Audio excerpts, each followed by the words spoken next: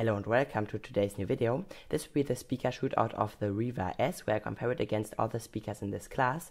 I just got the speaker yesterday and I thought it would be the best speaker in this class as I'm looking for the best one in this class. And I also did an unboxing and first impressions video, but somehow I didn't like the sound. It sounded very fallen apart, it wasn't very loud, the deep bass extension was missing and the harmony and the rhythm of the music was completely gone. But on the box they say you have to break it in for around 3 hours playing at 50% of the volume, and this is what I did. Last night I went out with my friends and I also grabbed the Riva S and I listened to it at around 50 to 70% for some hours, and now I have to say that the sound became much better. It just sounds much fuller, much bigger, very nice. It has some nice features built in. It is IPX4 rated, so you can use it in the rain. It has this nice touch controls over here. You also have an app where you can select the volume plus mode, which makes it much louder. You can also turn off the voice prompt, so it says I think surround mode activated, Bluetooth pairing mode. And you can also completely disable the tones, which is very nice. This is what I did. At the back you have all of your ports. As you can see, I'm charging it right now. You have to charge it through a proprietary charger. The battery seems to be very big. It should last for around 13 hours at normal volumes, for around I think 3 to 6 hours at maximum volume. Here you can see a battery LED. This lights up when you tap one of these buttons here. And you can see it is charging right now. You also have a battery switch. You can turn this off, then it is completely protected from self-discharging. And when you turn it on, it is in some kind of standby mode. You can also charge your phone or any other external device.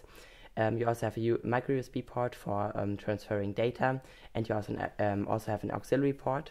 Here you have your two microphones, so you can make some high quality conference calls.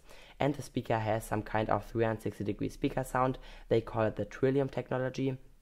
They have 7 drivers built in here. 3 of them are active. 1 full range driver at the front, 2 full range drivers at the side, which work as some kind of mid-treble drivers. Also supported by 4 passive radiators sitting at the front and at the back. And I think they provide some very nice sound.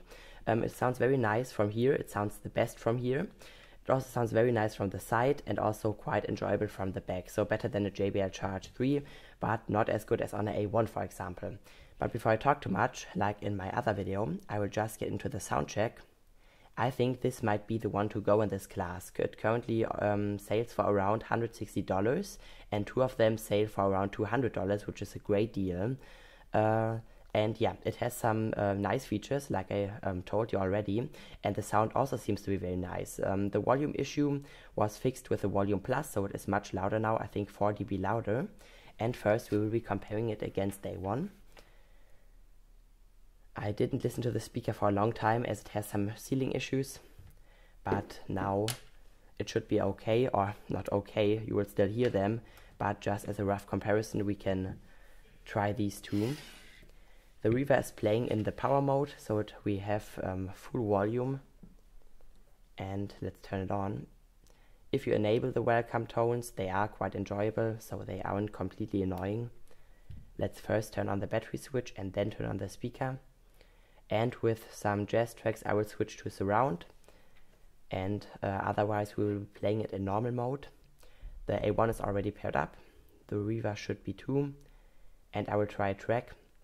Yeah, I really have to say that it sounds nice. It reminds me of a studio monitor, because studio monitors do not sound like hi-fi speakers. Hi-fi speakers also are tuned flat most of the time, but they have a lot of emotions in the music. Studio monitors do not always sound beautiful. They sometimes sound ugly, but this is how the music should sound. And this is what the Riva reminds me of. They do not have any fake tuning on here. The A1 and the JBL just sound so fat and, I don't know, woolly overall compared to the Riva. The Riva can sound a little bit slimmer than the others, but this is just the sound signature. And if you listen for it for a long time, you will really appreciate this sound signature. It doesn't sound annoying at all. It sounds very nice, very relaxed, and just natural in every situation. But now let's try a track.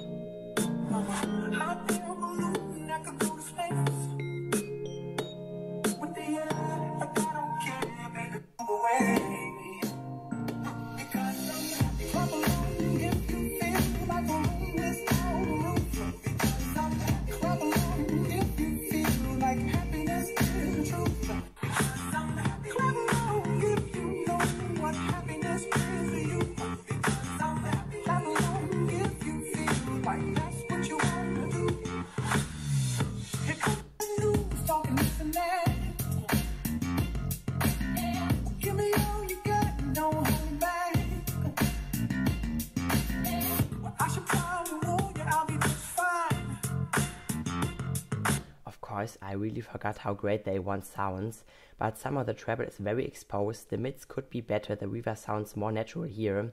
Also the bass was way more accurate than on the A1. The A1 just sounded a little bit, flat and a little bit fake. Now let's try a jazz track, therefore I will enable surround here, and we will place them a little bit farther away so the drivers at the side have some room to move, or not to move, but to play their sound. And let's try a jazz track.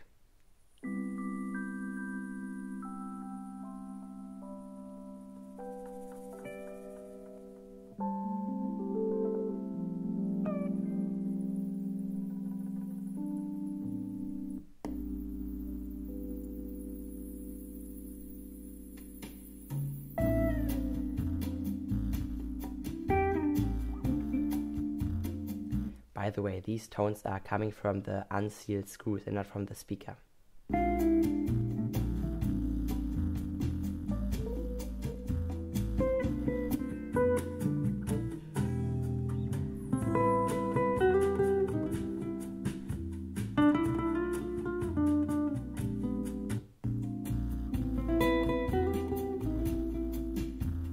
Of course, this sounds horrible, but just to give you a sound idea of the A1 compared to the Riva.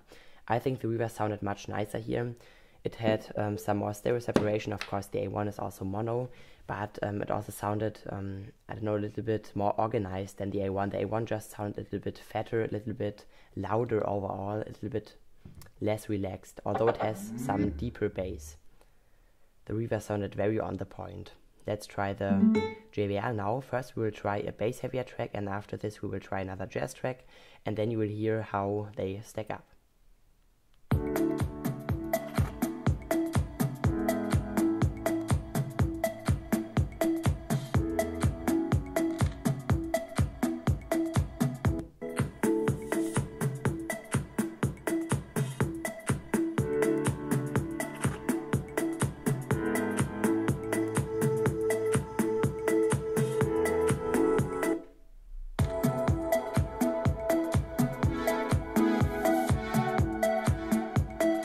Of course, the JBL had some more body to the sound, but the Riva still sounded way more precise, a little bit nicer in the treble and the mids, of course. Let's try another track.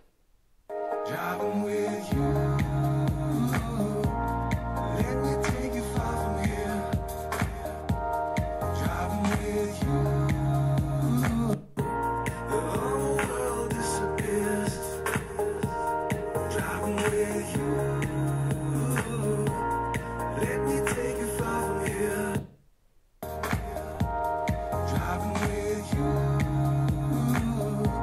The whole world disappears, disappears, disappears. Let's skip this part and try another part of the song. The morning lights up, crystal clear water, blue skies. Just you and me, the open road, the light beams fly by. Driving 40,000 miles, there's nowhere else I wanna be. Here with you, and you with me. Of course, the JBL provided some more punch, some more round, bassy sound, but in Germany it is called geschönt, so everything is made nice and beautiful with the tuning. With the Riva it isn't like this, and I think I also appreciate this. After listening to it for a long time, you really appreciate the sound. It doesn't sound as unnatural as the other ones. It just sounds very, not rough, but very refined and real. I also think they used some things here, which they also said in an interview, which don't seem to be marketing, like some special passive radiators which have a cone but no magnets, so they move correctly. Other companies like JBL only use some metal plates for passive radiators, which isn't as great as on the Riva. So they used everything and they did everything to make it sound as accurate, closer to the music as possible. Now let's try a jazz track and we will hear which one is better here. My funny Valentine, sweet comic Valentine, you make me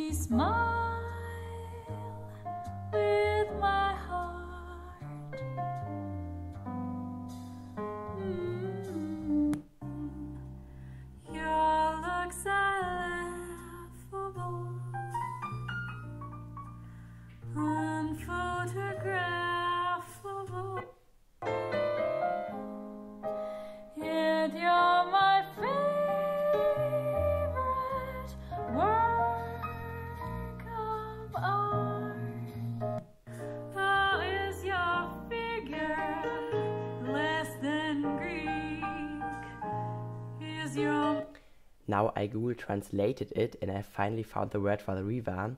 It sounds more nuanced and more differentiated than all of the others. They didn't boost the sound so it sounds loud with every track. You can really hear every nuance of the sound differently and differently loud. With the JBL, just everything is tuned loud. Yeah, maybe for some people it is good, but for hi-fi listeners it isn't, because we want the real sound and not some fake tuning. Now let's try one of my favorites in this class, which is the Harman Kardon Onyx Mini. And we will try the same track again. My mom is making a lot of noise outside. And I will still leave surround on and we will try how they stack up. My funny Valentine, sweet comic Valentine, you make me smile with my heart.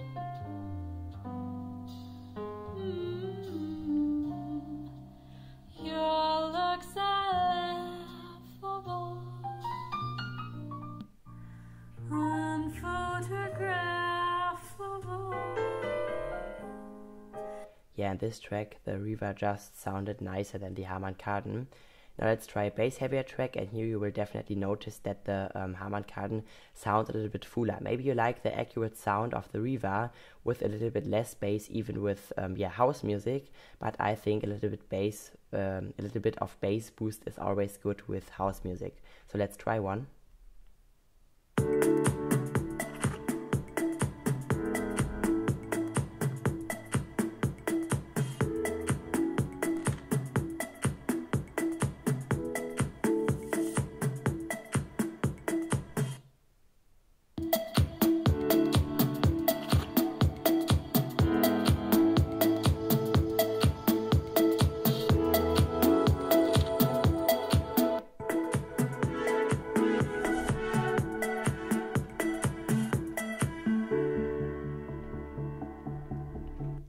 Yeah, now the Harman Kardon sounded a little bit better. Due to the tuned sound, the mid sounded a little bit more pleasant. The treble was a little bit diffused, but a little bit, I don't know, clearer, although not as refined as on the Riva.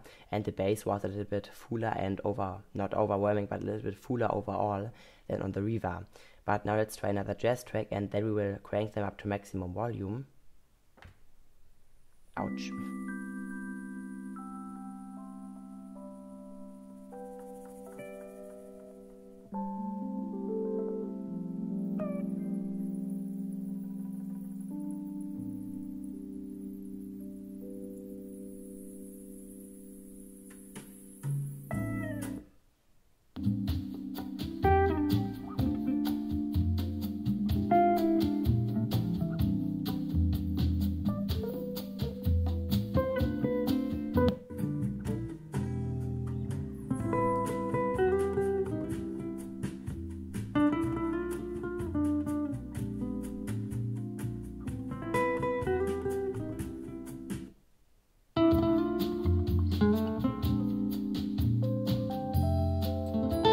Again, the Onyx sounded a little bit, I don't know, fuller, more boosted, while the Riva sounded very nice, very nuanced. This is the word. But I would definitely prefer the Riva here, a nicer soundstage. The surround feature does not boost the stereo separation. This is what I noticed. When played a stereo heavy track, you will still get this stereo separation and not something like this, like on the Sony X3000, which you had, I think, maybe 1 year ago. But the Riva S boosts the overall surround feature. I don't know how to explain this. If you go farther away from them, they will all seem like a little cramped inside speaker. But with the surround mode, it just sounds like a much bigger speaker, like the JBL Extreme or something. Now let's crank them to maximum. Hopefully my microphone can take this. Touch ID doesn't work, just like always. So take some time, and yeah, let's just try track. I hope the Riva is in power mode. We will quickly check this. Yeah, here it connects. No, now we are in power mode. Power mode only gives you 4 dB more volume, so no sound change.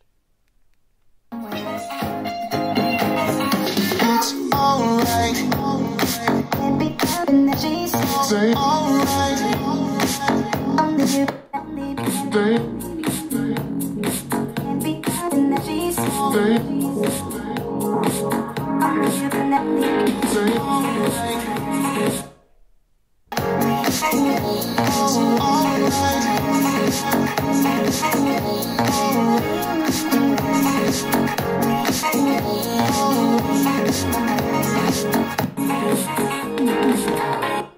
Let's try another track.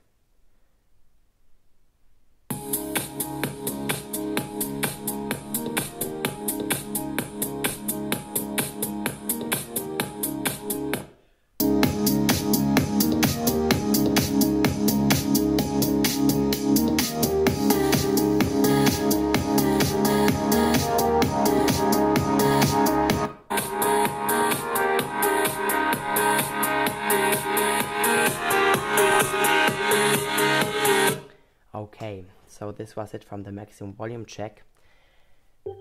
Although the Onyx Mini was quite a bit louder, maybe about 2 or 4 dBs, I think not 4 dBs, maybe 2 dBs, it sounded very, very weird and out of control at maximum volume, just very loose. It also had some very strange compression going on, volume pumping, not that nice.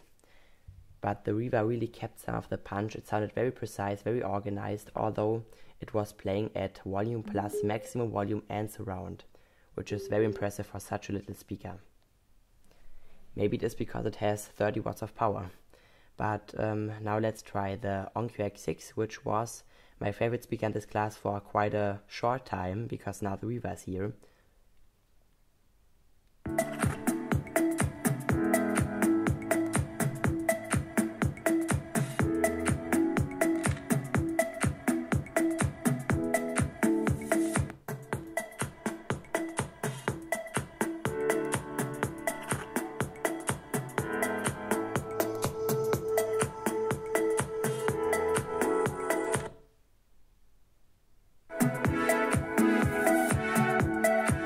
That's funny, the Onkyo doesn't have a lot of bass at all, and it still sounds a little bit fuller compared to the Riva. I think, like I said, this is how a studio monitor would sound, and this is how a micro hi-fi system would sound.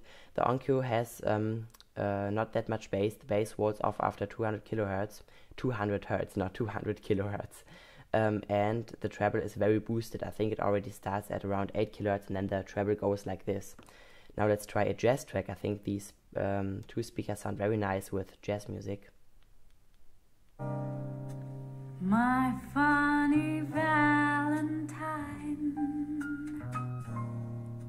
sweet comic Valentine, you make me smile with my heart.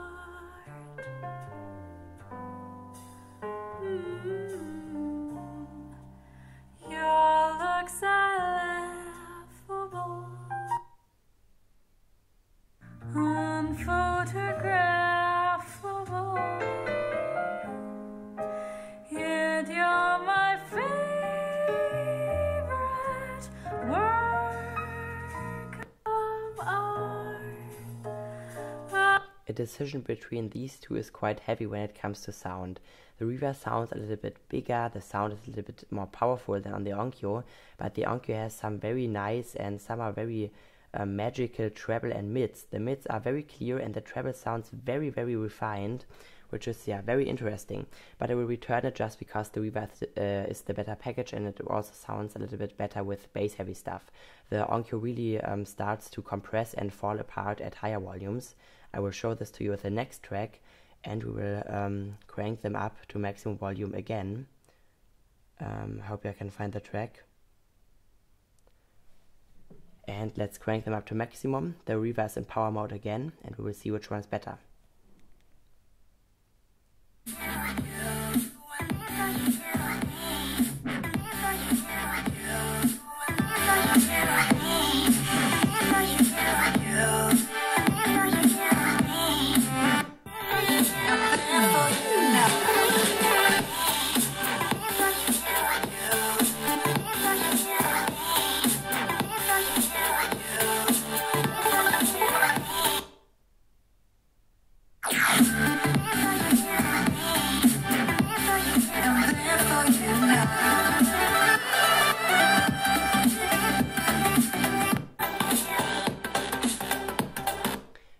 Onkyo still was louder. The Riva is really one of the softest speaker I've ever experienced, but I mean, it is okay. You don't need such a loud speaker. I mean, even for outdoors with power mode enabled, it was loud enough to, I think, yeah, fill up a small tiny party, but I would definitely prefer it over the Onkyo. The Onkyo is a little bit, yeah, weaker than the Riva. It doesn't have as many features, while the Riva really is packed with features. It also looks a little bit nicer in my opinion. The Onkyo is very sturdy build, but it somehow looks a little bit, I think, old, a little bit outdated, while the Riva looks very modern and nice. Let's turn the speaker off. And I think, yeah, it is also running out of battery. But they are on one level when it comes to maximum volume or to loudness. And the Riva also sounded, yeah, like I said, much better on maximum volume. It still kept some of the bass. It doesn't have some strange treble going on like the others. The treble somehow sounds like on a beats with the Onkyo. It is like very sizzling and very harsh with the Onkyo. Not so with the Riva. The Riva always remains accurate. It never sounds, I don't know, boosted or unnatural. But yeah, I think this was it from the very long sound check, or from the speaker shootout or speaker showdown, however you want to call it. Already 23 minutes, but I hope you liked this video. I already recorded one. This one was 35 minutes, but I deleted it because I made too many spelling mistakes. I hope it was okay in this video, and you also like the Riva. I will definitely keep the speaker. It also is a great value for $150. You won't find a better speaker. And yeah, stay tuned for more videos. If you liked the video, please leave a like. Until then, have a great time and bye bye.